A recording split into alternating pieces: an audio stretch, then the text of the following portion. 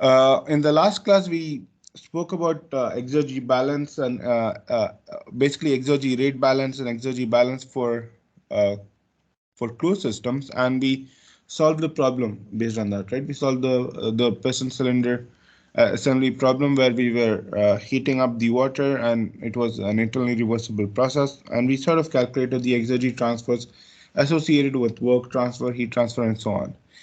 So now we are moving on to uh, the other topic, which is applying exergy rate balance to control volumes. Now, this is a very important topic because most of the almost all of the things that we discuss, I mean, in terms of the systems, moving on, they are modeled as control volumes. Engines are modeled as a closed system. So apart from internal combustion engines, everything else, gas turbine engines, power plants, air conditioning systems, refrigeration systems, heat pumps, everything, almost everything else apart from engines is considered as a control volume, is very well approximated by the steady state system. And therefore, we're going to spend some time and solve a couple of problems in this part of it, right? So when we write the exergy balance equation for a control volume, it's going to be very similar to the equation we wrote for the closed system, right? Exergy rate equation for the closed system, in the sense that, of course, you have exergy transfer associated with heat transfer, which is the first term. Then the second term is the exergy transfer associated with work transfer. Okay. There's exergy destruction in there. But in addition to all these three main terms that we had before when we were looking at closed systems, we also have exergy flow along with mass flow when we deal with open systems, as we sort of uh, expected. We had a similar thing when we talk about energy balance as well, right? So you have some energy as well as exergy that comes in and goes away with the flow.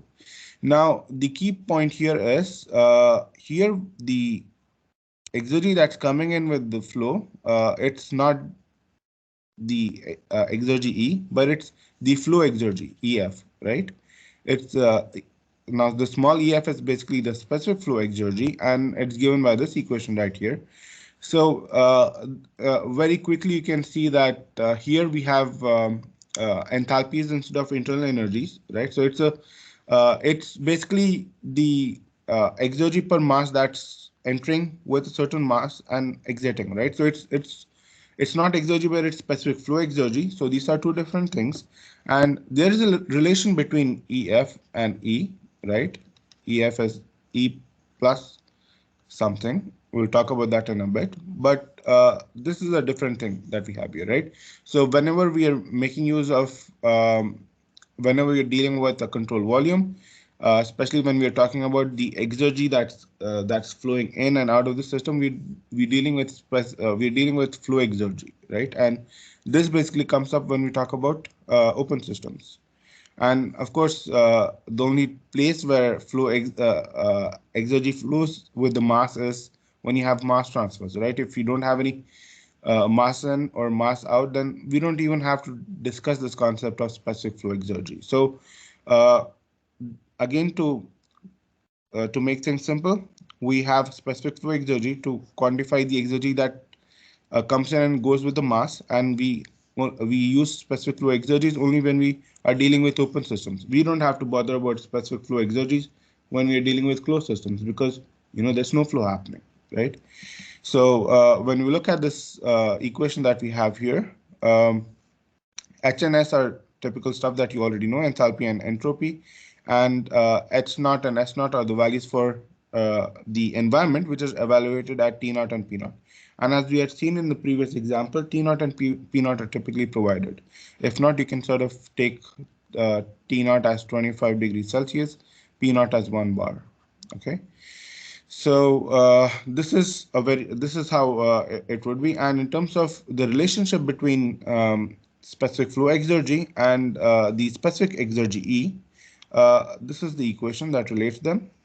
So uh, to recall, this is the value of exergy that we had defined. right?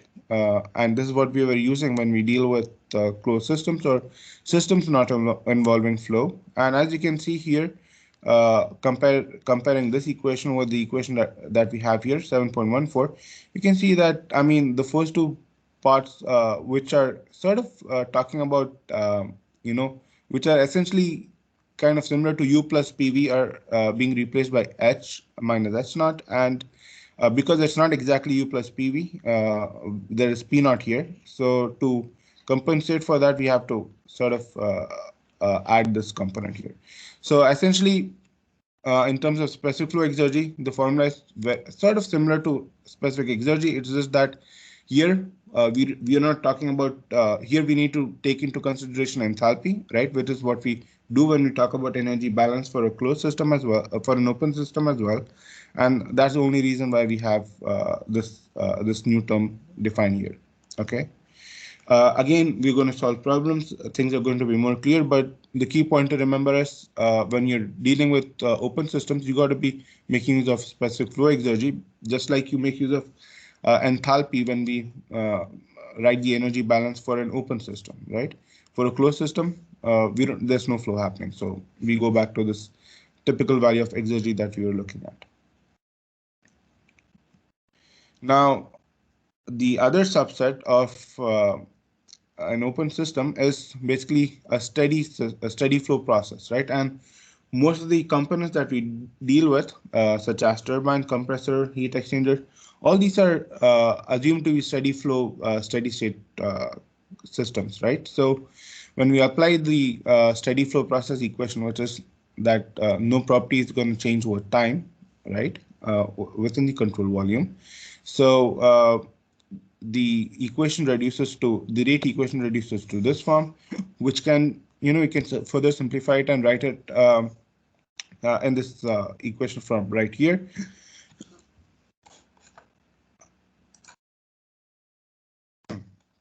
Sorry. So yes, so let's see what's happening in here. So what are the forcing terms, right?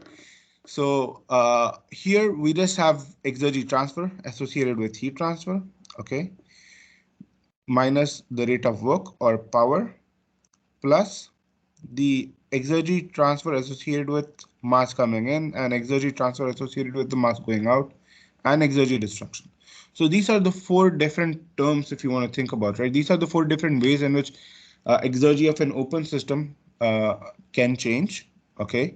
And these are the four different uh, ways in which exergy can get transferred into a system and out of the system, right? So to write it in terms of symbols to remember what those are. So you can write it as exergy transfer due to heat transfer, which is this part right here. The work remains same. It's pretty simple. Exergy transfer due to mass, which is this part right here. One indicating in, the other indicating out. Lastly, exergy destruction. And as we have discussed before, we always try to figure out ways in which we can minimize exergy destruction at an economic cost. I mean, you don't want it to be pretty costly, but the whole purpose is to minimize exergy destruction so that the exergy transfer that's happening happens in the direction that we want. So, for example, uh, if you have a system which is producing work such as a turbine, you would want the maximum exergy transfer to be happening towards the work output and not towards any exergy destruction or towards any other undesirable effect, right? You would want almost all the energy, all the exergy that's coming in should be going towards the desired output, right? Not towards any other means. So this is again the equation that we will be using very commonly as we move forward. So further simplification is about talking about when a single inlet, single exit system, which again is common to some extent. We also have multiple inlet, single exit turbines, but for most parts we deal with single exit, single inlet turbines, compressors, and so on. So the equation further reduces down to this form right here, okay? And I mean, the only difference that happened was we don't have any summation here when we are talking about mass coming in and mass going out. the rest remains the same. So here, I mean, the one and two are simply the locations indicating the inlet and the exit. And since we're talking about a steady state, steady flow systems, the mass remains constant. What comes and goes out, right? So here we don't have to write m dot one and m dot two. We just write m dot.